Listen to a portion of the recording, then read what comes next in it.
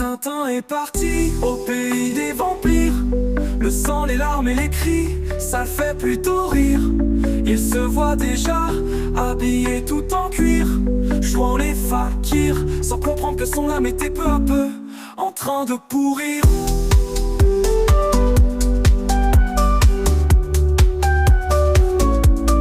Dracula est un personnage créé par un écrivain qui s'appelait Stoker, inspiré de l'histoire d'un tyran qui portait le doux nom de Vlad l'Empaleur. Alors bien sûr, le nom a tout de suite laissé Tintin rêveur, avec dans ses yeux comme une sale petite lueur.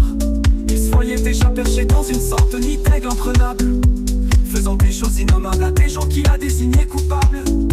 Mais avant tout faut rentrer dans le pays, et ici la douane est implacable. Tintin a fait 3 fautes en écrivant son nom. À ce niveau, c'est incurable. Tintin est parti au pays des vampires. Le sang, les larmes et les cris, ça le fait plutôt rire. Il se voit déjà habillé tout en cuir, jouant les fakirs, sans comprendre que son âme était peu à peu en train de pourrir.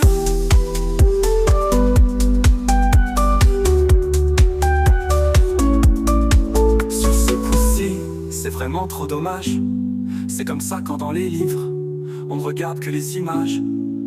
La bonne nouvelle, c'est qu'il apprend de ses erreurs, c'est un avantage. La prochaine fois, il signera avec un X en disant qu'il vient en pèlerinage. Donc pour Tintin, c'est encore et toujours retour à la case départ.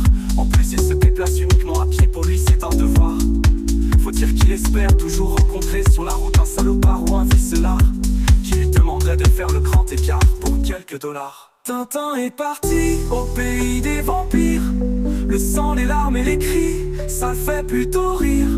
Il se voit déjà habillé tout en cuir, jouant les fakirs, sans comprendre que son âme était peu à peu en train de pourrir.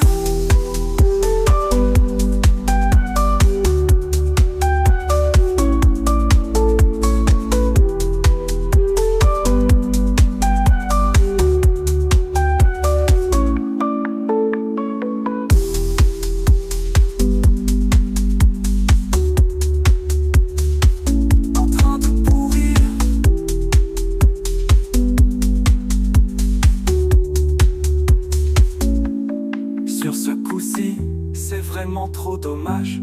C'est comme ça quand dans les livres, on ne regarde que les images. La bonne nouvelle, c'est qu'il apprend de ses erreurs, c'est un avantage. La prochaine fois, il signera avec un X en disant qu'il vient en pèlerinage.